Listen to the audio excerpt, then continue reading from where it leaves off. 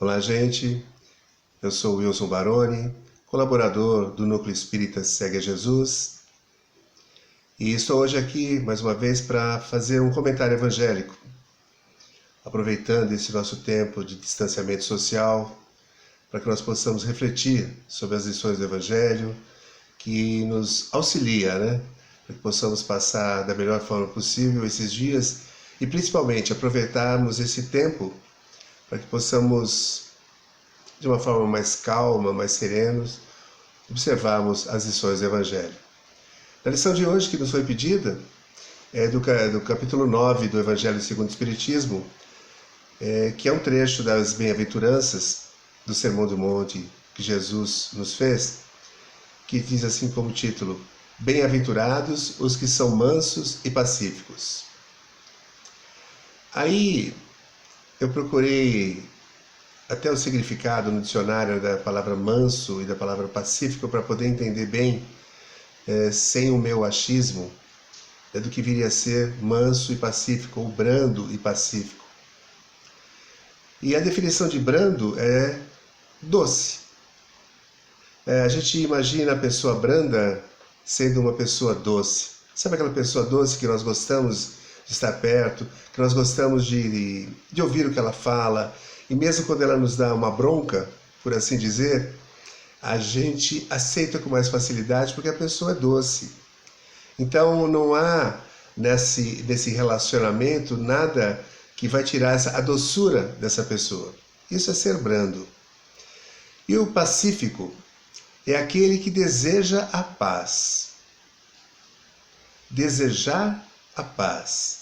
É importante isso porque nós olhamos nos dias de hoje a grande dificuldade que nós temos de paz, de desejarmos a paz. Até nós desejamos a paz, mas as nossas atitudes acabam percorrendo um caminho contrário ao nosso desejo e nós não encontramos essa paz.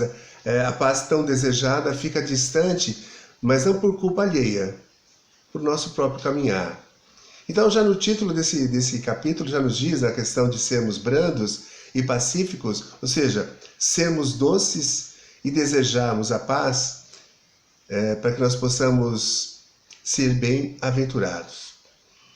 Mas especificamente, desse capítulo, é o item 8 que nos foi pedido para conversarmos. E que a coisa não fica melhor. A coisa não fica tão mais tranquila para nós.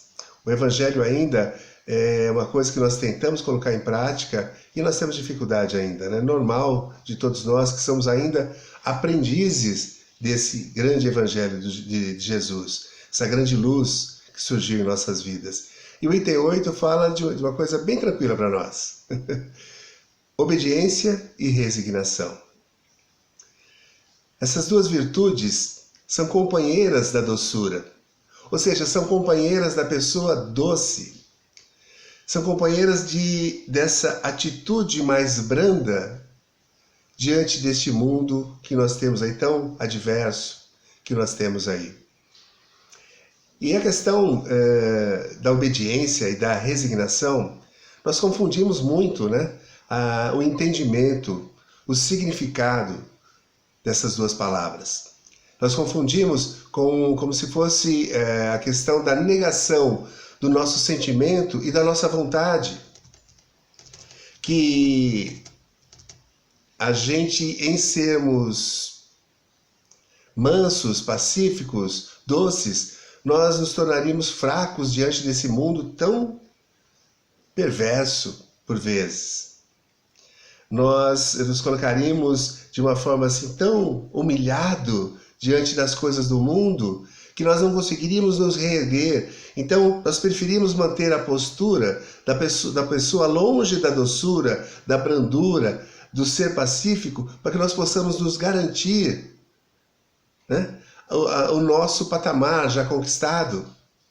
Quando, na realidade, a doutrina espírita, os amigos espirituais, nessa lição especificamente, nos fala que é ao contrário disso. Diz para nós, olha, essas duas virtudes são companheiras da doçura.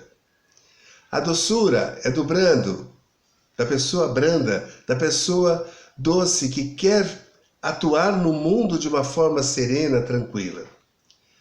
E nós temos duas frases importantes nesse estudo do Evangelho, que são as seguintes. A primeira, a obediência é o consentimento da razão. Olha como modifica a coisa. Nós imaginávamos que a obediência e a resignação seria de pessoas fracas. Eu não tenho força para lutar contra isso, então eu obedeço e me torno resignado diante da situação. Então, na primeira questão da palavra obediência, ele diz para nós, os amigos espirituais, diz para nós, é o consentimento da razão.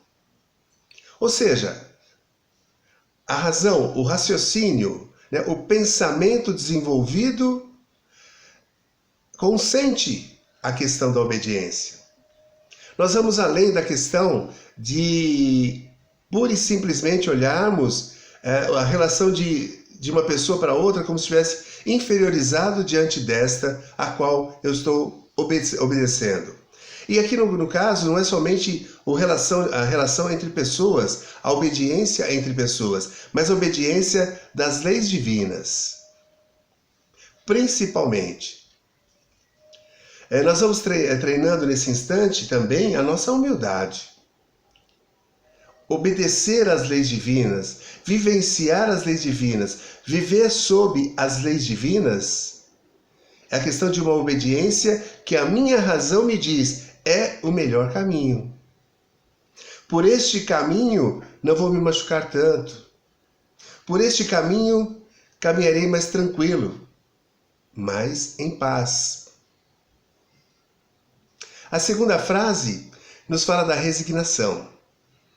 E a resignação diz para nós assim que é o consentimento do coração.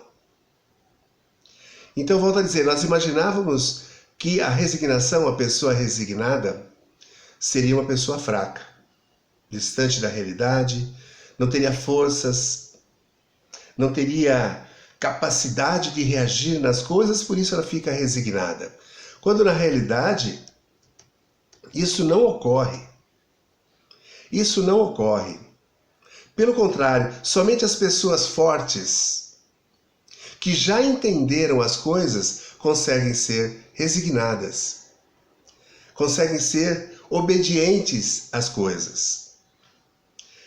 No texto do Evangelho, ainda desse item do Evangelho, nos diz o seguinte, que é o pusilânime não pode ser resignado. Desculpe a palavra, né? Eu normalmente não uso essa palavra, mas estava no texto, eu fiz questão de trazer, mas fui buscar também o significado dela, que esse pusilânime é a pessoa que carrega consigo a fraqueza, ou seja, é o fraco. Então o fraco é que não pode ser resignado. E o orgulhoso não pode ser obediente. Lembram que Jesus não se preocupou com os doutores da lei quando esteve aqui conosco, trazendo o seu evangelho, os seus ensinamentos? Ele não foi discutir com os pseudo-sábios. Ele foi levar aqueles que estavam ainda mansos de coração, como os pequeninos que ele dizia, né?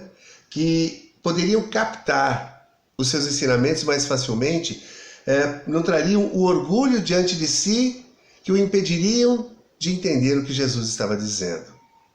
Aí, nós olhamos que essa questão, então, do fraco e do forte está na nossa mente de uma forma distorcida, de uma forma que nós entendemos até então que a sociedade nos colocou dessa forma. Fomos educados dentro dessa cultura que nós temos de que os fracos não são resignados, os fracos é que obedecem. E já em 1863, quando esse texto foi escrito por Allan Kardec, trazido pelos amigos espirituais, estava escrito assim, olha, cada época é marcada com a virtude ou o vício que a tem de salvar ou perder. Vossa virtude é a atividade intelectual, vosso vício é a indiferença moral. Gente, parece que ele escreveu isso ontem. Não é? Atual, presente, nos cutucando ainda para podermos entender isso tudo. Nossa virtude, a atividade intelectual. desenvolvemos a nossa razão, o nosso intelecto, o nosso poder de pensamento, buscamos e conquistamos tantas coisas na parte do intelecto, as conquistas tecnológicas, materiais que adquirimos nesse tempo todo, ainda estão presentes, né? Estamos desenvolvendo a cada vez mais o nosso intelecto, conhecendo mais as coisas, buscando as explicações de tudo, para que possamos dominar todo o universo através do nosso conhecimento. Mas eles nos dizem, né? O nosso vício, a indiferença moral. E com essa ainda nós compartilhamos a nossa vida. Essa indiferença moral que os amigos nos avisam, nos alertam, nós ainda trazemos dentro de nós. E o pior disso tudo, da questão da indiferença moral, ou seja, de você não ter a empatia, não ter a simpatia, o ato caridoso com todos, é que nos impede de atuar de forma correta com essa nossa atividade intelectual, com nossas conquistas que tivemos até então. Porque o desenvolvimento intelectual é uma coisa normal da lei do progresso, da lei divina, que Deus nos dá para que nós possamos progredir. E a moral vem através do entendimento disso tudo, de todas as leis. Mas ainda nós trazemos dentro de nós, né, o nosso orgulho, vaidade, o nosso egoísmo, que nos impede de vivenciar melhor essa parte moral da nossa vida. E quem decide o que fazer com a conquista intelectual é a nossa moral. É a nossa moral. Eu sou um ser super inteligente, conheço tudo, a todos, desenvolvo as coisas, crio, invento. Mas o que eu vou fazer com isso é a minha moral que vai decidir. Vou fazer para o bem ou para o mal? Vou salvar vidas ou buscar a morte das pessoas? Então isso é um dilema que nós vivenciamos ainda e que por vezes nós esquecemos que temos esse dilema ainda dentro de nós. Vivenciamos muito claramente a vida material na busca da atividade intelectual, muito claramente, muito facilmente, todos os dias da nossa vida. E a busca da moral, ela vem num passo muito lento. É como se tivéssemos dois carros, né, numa pista, um carro de Fórmula 1, que seria a nossa atividade intelectual, e um carro de boi, que seria a nossa atividade moral. Estou rindo, mas é verdade, né? Para aliviar um pouco, não ficar tão pesada a reflexão, mas é necessário que a gente veja esta reflexão com uma forma simpática, porque nós precisamos disso. Essa resignação e essa obediência são o solavanco que eles nos dão para o nosso progresso moral. Lembra então que eu falei da questão da obediência, da resignação, que é o título desse item? Então, se nós precisamos progredir, fazer, né, com que a lei do progresso nos impulsione, e nós vamos relutando com isso durante muito tempo, o que é feito para nós é que vamos recebendo solavancos carinhosos, amorosos e necessários da espiritualidade. Então elas vêm nos ensinar, por vezes, através da dor, que nós vamos nos resignar para que nós possamos caminhar à frente. Então nessa nossa reflexão de hoje, nesse nosso momento, é bem isso que nós temos que pensar, né? Talvez esses dias que nós estamos vivenciando,